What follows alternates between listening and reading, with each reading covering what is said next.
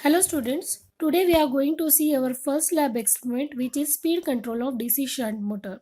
You already know that the speed control of DC shunt motor have three types. First is flux control, second is the armature voltage control and third is the supply voltage control. Among which we are going to verify the two methods, that is the flux control method and armature voltage control method. From this formula, EB is equal to 5Z upon 60A. I have written here N is directly proportional to EB by 5. That means your speed is inversely proportional with the flux and speed is directly proportional with the back EMF. Back EMF is nothing but V minus IRA. So if I manage to change this drop across the armature, my speed should get vary in direct proportion as per this relation. So we are going to see the methods one by one. Flux control method, in which we should get the inverse proportion between flux and speed. That means we have to take the reading for the armature field current and speed for the first method. For second method we are going to check the armature voltage and speed. So first method is based on the flux control. So here you can see this is a circuit diagram for the speed control of DC shunt motor. I will explain one by one. We need the DC supply as it is DC motor. So with the help of rectifier we are going to convert the AC into DC. That DC is given to the 3-point starter with the help of switches are there. We need voltmeter and ammeter for measurement of voltage and current. You can see this ammeter will take the current from the field. This ammeter will give you the current through the armature. Now we require two rheostat for vary the field current. For this is the rheostat for varying the field current. This is the rheostat for varying the armature voltage drop. Okay, so for the flux control method, we have to see the flux control method first. Okay, so in which we are going to verify that if I am changing the value of field current, that will be taken from this ammeter reading.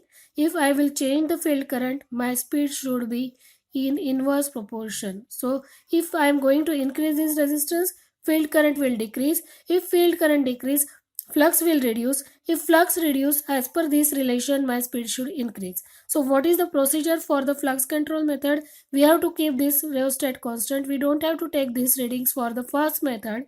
We are going to focus on this. Okay, so when we on the motor, we will say the value of resistance. According to that, we will get the value of current. Here we will note that current reading, and on that current we will check the value of speed. For second reading, we should increase this resistance. If you are increasing resistance, your field current will decrease. Field current decrease, flux decrease, speed decrease. For second position of resistance, again we will take this current reading, and again for this reading we will take the speed. And in this way we will take 4 to 5 readings for the flux control method. By keeping this resistance constant, we are vary this resistance for flux control. Now for the armature voltage control, we have to keep that rheostat on one constant position, and we don't have to take the readings of these meters. Then we will check the readings of this meter. Second method is the armature voltage control, means we need to check this voltage.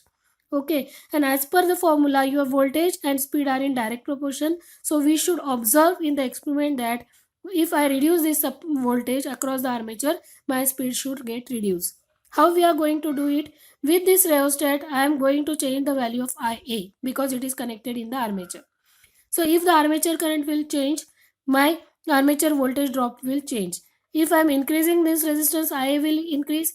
So IARA, sorry, if I am increasing this resistance, IA will get decrease. If IA decrease, IARA drop will be decrease. So the back EMF also get decrease. So back EMF अगर कम हो जाएगा तो speed will be also decrease. So in direct proportion I should get the speed. So first reading is set the position of resistance, increase that resistance at some value, then you will get the armature current and armature voltage. Main reading is the armature voltage, and on this value of that resistance we are going to check the speed of the motor. Second reading, move that resistance, increase this resistance value, again check this drop, again check the value of the speed. That's it. So in this way we have to take 4 to 5 readings for that armature voltage method, armature voltage control method. So These are the two methods that we have to see in the practical. Okay students, accordingly we have to plot the graph for a field current versus speed and armature voltage versus speed. In both the graph you will observe that flux is inversely proportional to the speed and voltage is directly proportional to the speed. So we will see the connections and actual reading in the next video. Thank you. Students, we are going to see the speed control of DC shunt motor. Here I will tell you the parts and connections for that DC shunt motor. It is a DC shunt motor. Okay, the armature and field winding connections are taken on this panel here. We have to study the speed control of motor. So we need to connect one rheostat in series with the field winding. This rheostat is connected in series with the field winding, which is indicated here or written here in the terms of F1 and F2.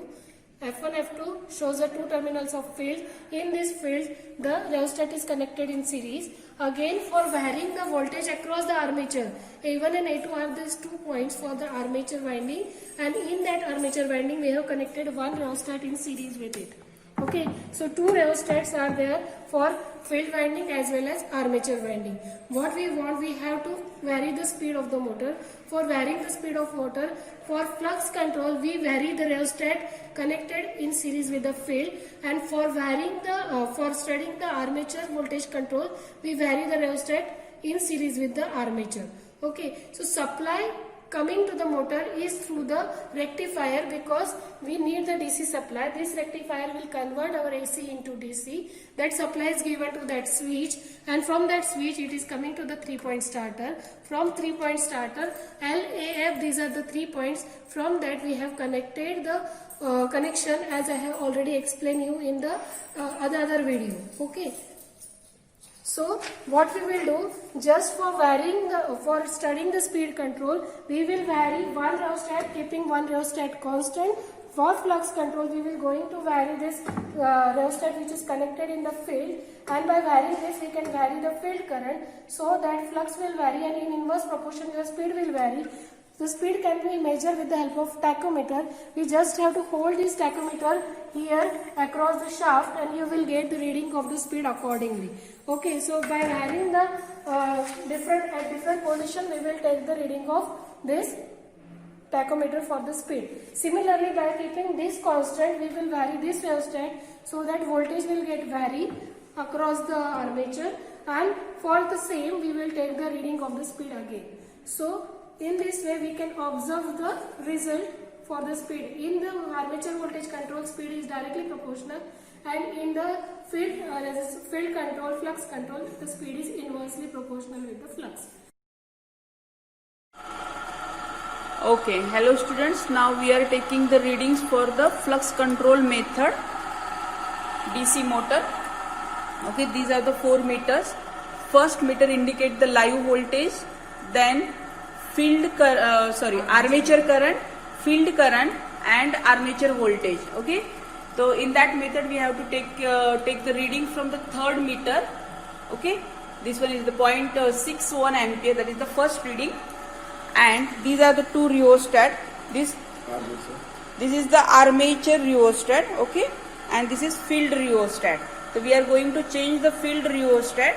Armature rheostat we are keeping constant, okay, and according to that we will see the reading. Yes, the points. Field current is 0.61 and speed is 1443. 1443. Change. Now we are changing the resistance position. Field current has dropped to 0.57. 0.58 or 0.57. Corresponding speed is, And for that speed is 1462.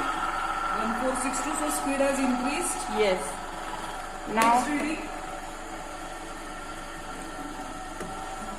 Now again the resistance is increased, and according to that if you see that the field current is decreased, that is 0.54 field current, and corresponding speed is 1481. 1481.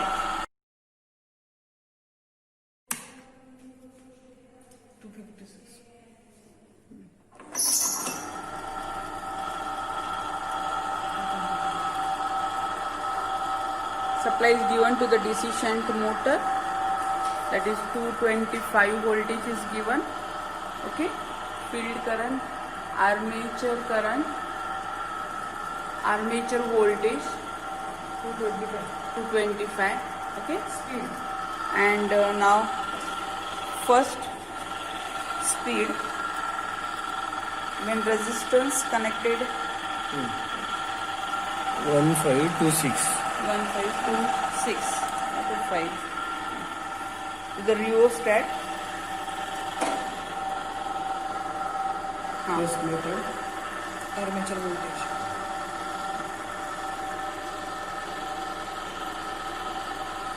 $224.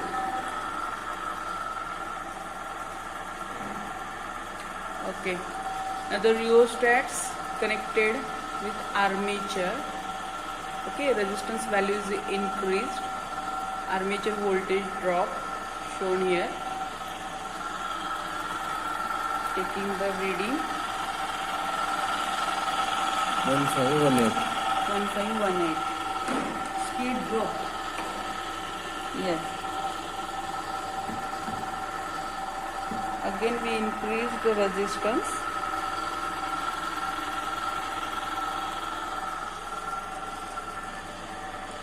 Voltage drop 222.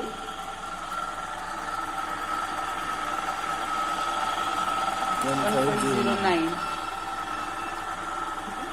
1509. Okay. Now we are taking the next reading. Again we increase the resistance connected in armature voltage drop.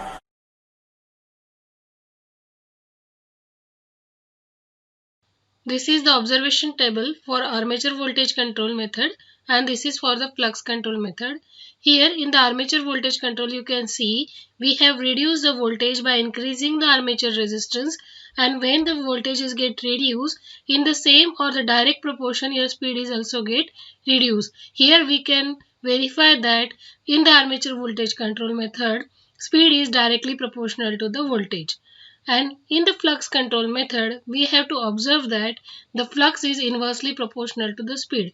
So if you increase the resistance in the field, you can reduce the value of current in the field. If the current in the field reduces, the flux will get reduced, and accordingly in inverse proportion you can see the speed goes on increasing. So these are the two observation table where we verify the speed control methods.